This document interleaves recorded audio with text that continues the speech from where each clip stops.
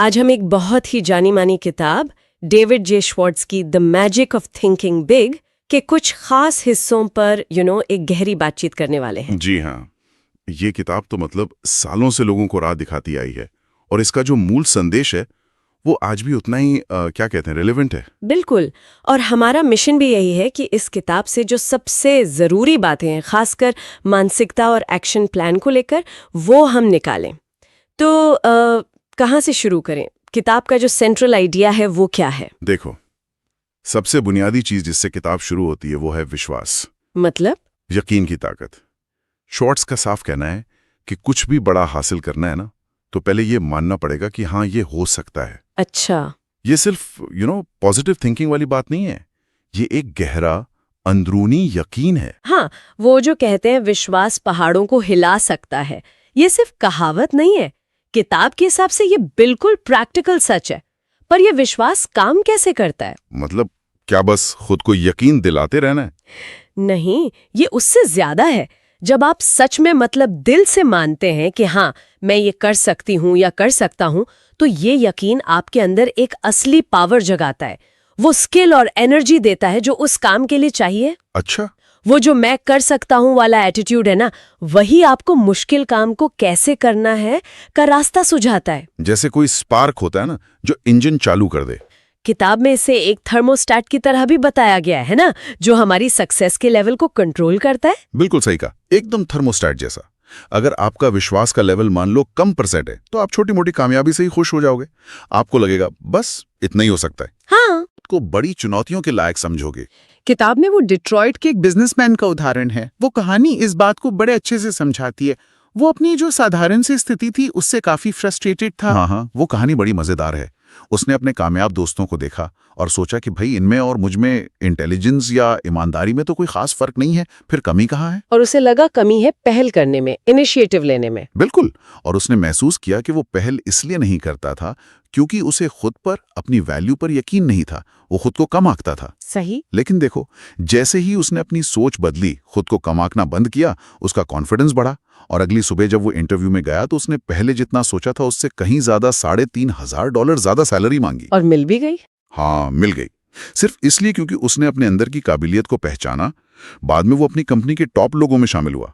मतलब विश्वास ने उसकी पूरी दुनिया ही बदल दी। ये उस दिमाग की विचार फैक्ट्री वाली बात से भी जुड़ता है जहां मिस्टर ट्रायम्फ और मिस्टर डिफीट होते हैं। हाँ, वो बहुत बढ़िया नजरिया है। हमारा दिमाग जो है वो लगातार विचार बनाता रहता है। एक तरफ मिस्टर ट्रायम्फ है जो हमें बताते हैं कि हम क्यों कामयाब हो सकते हैं, क्या अच्छा है हमारे अंदर। दूसरी तरफ है मिस्टर डिफीट, जो लगातार कमियां गिनाते हैं, बताते हैं कि क्यों हम फेल होंगे। अब कामयाबी चाहिए तो जरूरी है कि हम मिस्टर डिफीट की एक न सुने, उसे पूरी तरह इग्नोर करें और मिस्टर ट्रायम्फ को ही हमेशा काम पर रखें। हर ख्याल को पॉजिटिव नजरिए से देखें। तो यहाँ से जो मेन टेक अवे है वो क्या है? सिर्फ बड़ा सोचना काफी है? नहीं, सिर्फ सोचना नहीं। मेन पॉइंट है बड़ा विश्वास करें और बड़े बने। ये सिर्फ ख्वाहिश नहीं है, बल्कि एक मजबूत एक्शन लेने वाला, मैं कर सकता हूं वाला एटीट्यूड डेवलप करने की बात है। ऐसा यकीन जो आपको आगे बढ़ने की हिम्मत और ताकत दे। मतलब हर विचार को एक मौके की तरह देखना है, रुकावट की तरह नहीं। अपनी सोच को हमेशा सॉल्यूशन की तरफ मोड़ना है। विश्वास की बात तो ठीक है, पर अक्सर होता है ना कि हम खुद को बहानों में फंसा हुआ पाते हैं। किताब में इसके लिए एक बड़ा इंटरेस्टिंग शब्द है, एक्सक्यूसाइटिस। हाँ, एक्सक्यूसाइटिस मतलब बहाने बनाने की बीमारी। श्वार्ट्ज कहते हैं कि ये बीमारी फेल होने वाले लोगों में बहुत ज्यादा होती है और एवरेज लोगों में भी थोड़ी थोड़ी होती है। अच्छा। सफल लोग बहाने नहीं बनाते, वो उन पर काबू पा लेते हैं। आप देखो ना, रूजवेल्ट, ट्रूमैन, केनेडी, ये सब बड़े लीडर थे। वो चाहते तो अपनी किसी न किसी कमी का बहाना बना सकते थे, लकवा, कॉलेज की डिग्री ना होना, कम उम्र, पर उन्होंने ऐसा नहीं किया। और सबसे कॉमन बहानों में से एक है इंटेलिजेंस का बहाना, मेरे पास उतना दिमाग नहीं है। इस पर किताब क्या कहती है? किताब इसे इंटेलिजेंस एक्सक्यूसाइटिस कहती है और बताती है कि इसमें हम 2 बड़ी गलतियां करते हैं। पहली, हम अपनी दिमागी ताकत को बहुत कम आंकते हैं। हाँ, ये तो होता है। और दूसरी, हम दूसरों की दिमागी ताकत को जरूरत से ज्यादा मान लेते हैं। जबकि सच ये है कि कामयाबी के लिए आपका रवैया, आपका एटीट्यूड, आपकी इंटेलिजेंस से कहीं ज्यादा जरूरी है। तो क्या इसका मतलब ये है कि आईक्यू वगैरह इंपॉर्टेंट नहीं है? इंपॉर्टेंट है, पर एटीट्यूड जितना नहीं। सोचो, एक साधारण बुद्धि का इंसान लेकिन पॉजिटिव है, आशावादी है, सबसे मिलजुल कर काम करता है, वो ज्यादा कामयाब हो सकता है बजाय एक बहुत इंटेलिजेंट लेकिन नेगेटिव और निराशावादी इंसान के। किताब में दृढ़ता या स्टिकेबिलिटी की बात है, मतलब किसी काम से तब तक लगे रहना जब तक वो पूरा ना हो जाए। इसे कैपेसिटी का 95% बताया गया है। मैंने भी देखा है कई बहुत स्मार्ट लोग सिर्फ इसलिए पीछे रह जाते हैं क्योंकि मुश्किल आते ही वो हार मान लेते हैं या कोशिश छोड़ देते हैं। हाँ, वो आइंस्टीन और फोर्ड वाला उदाहरण भी है, जो रटने के बजाय सोचने पे जोर देते थे। बिल्कुल। फोर्ड ने तो कहा भी था कि मुझे सब कुछ जानने की जरूरत नहीं, मैं 5 मिनट में ऐसा आदमी ढूंढ सकता हूं जिसे जवाब पता हो। पॉइंट यानी कि आपके दिमाग में कितने फैक्ट्स भरे हैं, पॉइंट यह है कि आप अपने दिमाग का इस्तेमाल कैसे करते हैं, सोचने के लिए, प्रॉब्लम सॉल्व करने के लिए। तो इस इंटेलिजेंस एक्सक्यूसाइटिस का इलाज क्या है? किताब कुछ तरीके बताती है ना? हाँ, 3 मुख्य बातें हैं। पहला, कभी अपनी बुद्धि को कम मत समझो और दूसरों की बुद्धि को ज्यादा मत आको, अपनी ताकत पर फोकस करो। ठीक है। दूसरा, रोज खुद को याद दिलाओ, मेरा रवैया मेरी बुद्धि से ज्यादा महत्वपूर्ण है। पॉजिटिव एटीट्यूड अपनाओ। ये देखो कि आप कोई काम क्यों कर सकते हो, बजाय इसके कि क्यों नहीं कर सकते। और तीसरा, याद रखो कि सोचने की क्षमता रटने की क्षमता से कहीं ज्यादा कीमती है। अपने दिमाग को नए आइडिया सोचने और चीजों को बेहतर बनाने में लगाओ।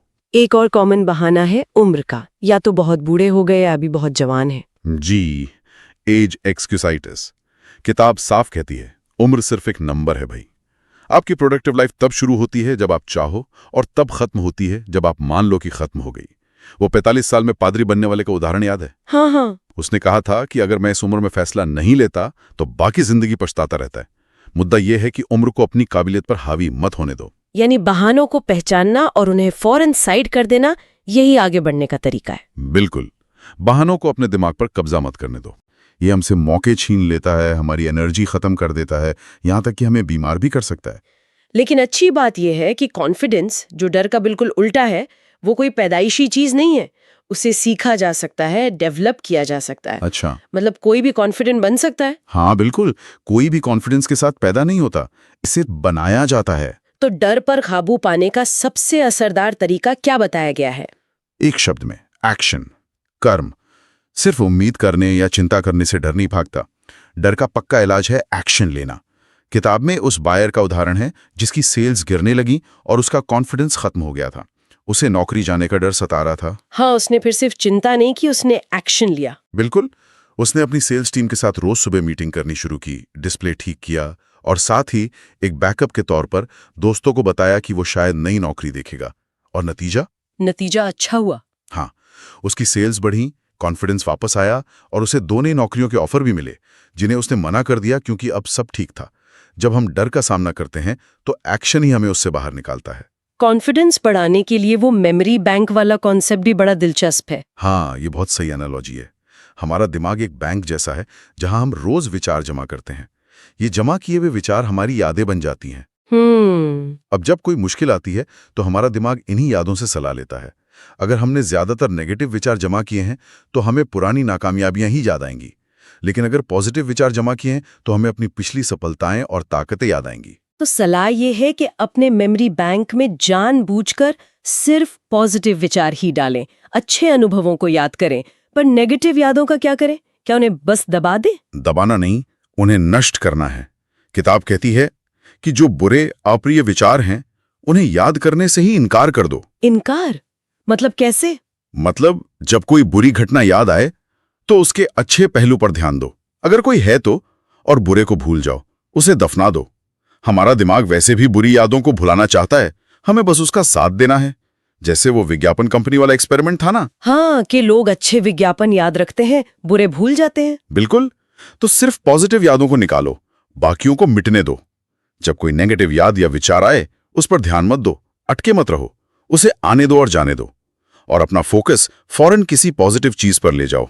धीरे धीरे दिमाग सीख जाता है। ये सुनने में थोड़ा मुश्किल लगता है, पर प्रैक्टिस से हो सकता है। हाँ, प्रैक्टिस से ही होता है। किताब में कॉन्फिडेंस बढ़ाने के लिए कुछ प्रैक्टिकल एक्सरसाइजेज भी बताई हैं। ये 5 हैं शायद। जी हाँ, और ये बहुत काम की हैं। पहली, हमेशा आगे की सीट पर बैठो। पीछे बैठने वाले अक्सर कम कॉन्फिडेंट महसूस करते हैं। अच्छा। दूसरी, आंखों में आंखें डालकर बात करो। आंखें चुराना डर या इनसिक्योरिटी दिखाता है। तीसरा, 25% तेज चलो। सुस्त चाल अक्सर कम आत्मविश्वास दिखाती है।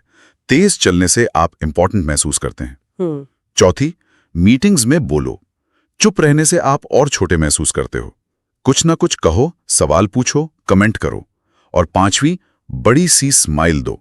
मुस्कान डर को भगाती है और कॉन्फिडेंस जगाती है। ये सुनने में छोटी छोटी बातें लगती हैं, पर शायद इनका असर काफी बड़ा होता होगा। बिल्कुल। और ये सिर्फ बाहरी बदलाव नहीं है, ये अंदर की सोच को भी बदलते हैं। जब आप कॉन्फिडेंस से काम करते हैं तो आप कॉन्फिडेंस से सोचने लगते हैं। मतलब कॉन्फिडेंस फील करने का इंतजार मत करो, कॉन्फिडेंस से एक्ट करना शुरू करो। वो फीलिंग अपने आप आ जाएगी। तो हमने विश्वास बनाने, बहानों और डर से निपटने की बात कर ली। अब आते हैं सीधे बड़ी सोच पर। किताब कहती है हमारी जो भी उपलब्धियां हैं उनका साइज हमारी सोच के साइज पर डिपेंड करता है। सही बात है। और दुख की बात है कि सबसे आम कमजोरियों में से एक है खुद को कम आंकना, सेल्फ डिप्रिकेशन। मैं इसके लायक नहीं, ये मेरे बस का नहीं। ये सोच हमें छोटा बनाए रखती है। इससे बाहर निकलना बहुत जरूरी है। इसके लिए वो पॉजिटिव वोकैबुलरी यूज करने की सलाह भी दी है, जैसे प्रॉब्लम की जगह चैलेंज, खर्च की जगह इन्वेस्टमेंट। हाँ, क्योंकि शब्द हमारे दिमाग में तस्वीरें बनाते हैं ना। पॉजिटिव, बड़े और आशावादी शब्द हमें बड़ा सोचने में मदद करते हैं। पर बड़ा सोचने का मतलब असल में क्या है? क्या सिर्फ बड़े बड़े सपने देखना? नहीं, सिर्फ सपने देखना नहीं। किताब इस बात पर जोर देती है कि चीजों और लोगों में संभावना देखो, सिर्फ उनकी आज की हालत नहीं। इसे वैल्यू ऐड करना कहा गया है। बिल्कुल। जैसे एक खाली प्लॉट को देखकर सिर्फ जमीन मत देखो, सोचो कि यहाँ क्या बन सकता है। एक बढ़िया घर, स्कूल, पार्क। किसी इंसान को देखकर सिर्फ उसकी आज की कमियां या पोस्ट मत देखो, सोचो कि सही माहौल और मौका मिले तो वो क्या बन सकता है। जब आप हर चीज में संभावना देखना शुरू करते हो तो आपकी सोच अपने आप बड़ी हो जाती है। और बड़ी सोच जो है वो क्रिएटिव सोच से जुड़ी है। क्रिएटिविटी सिर्फ आर्टिस्ट या साइंटिस्ट के लिए नहीं है। अरे बिल्कुल नहीं। क्रिएटिव सोच का मतलब है किसी भी काम को, चाहे वो घर का काम हो, ऑफिस का हो, कोई बिजनेस हो, उसे करने के नए, बेहतर, ज्यादा एफिशिएंट तरीके खोजना। और इसका पहला कदम क्या है? पहला कदम विश्वास। हाँ, ये विश्वास करना कि बेहतर तरीका मौजूद है, कि इसे किया जा सकता है। वो जेल खत्म करने वाला थॉट एक्सपेरिमेंट याद है? जब तक लोगों ने माना कि ये नामुमकिन है, कोई आइडिया नहीं आया। जैसे ही उन्होंने मान लिया कि ये हो सकता है, क्रिएटिव आइडियाज आने लगे। सही। विश्वास दरवाजा खोलता है। क्रिएटिव सोच डेवलप करने के लिए खुद से लगातार पूछो, मैं इसे बेहतर कैसे कर सकती हूँ, या मैं और ज्यादा कैसे कर सकता हूँ।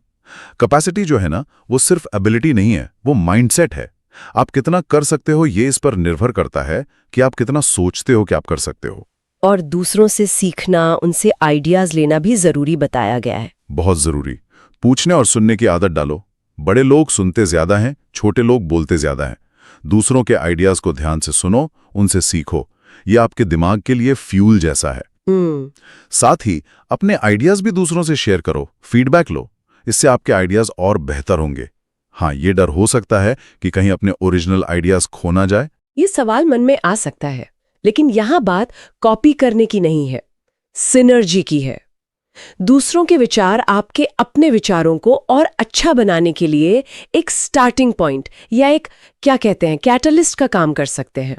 क्रिएटिविटी अक्सर मौजूदा आइडियाज को नए तरीकों से जोड़ने से ही तो आती है। अच्छा, तो क्रिएटिविटी मतलब संभावनाओं पर यकीन करना और हमेशा इंप्रूवमेंट के तरीके ढूंढना। ठीक है, तो हमने विश्वास, बहाने, डर, बड़ी सोच और क्रिएटिविटी पर बात कर ली।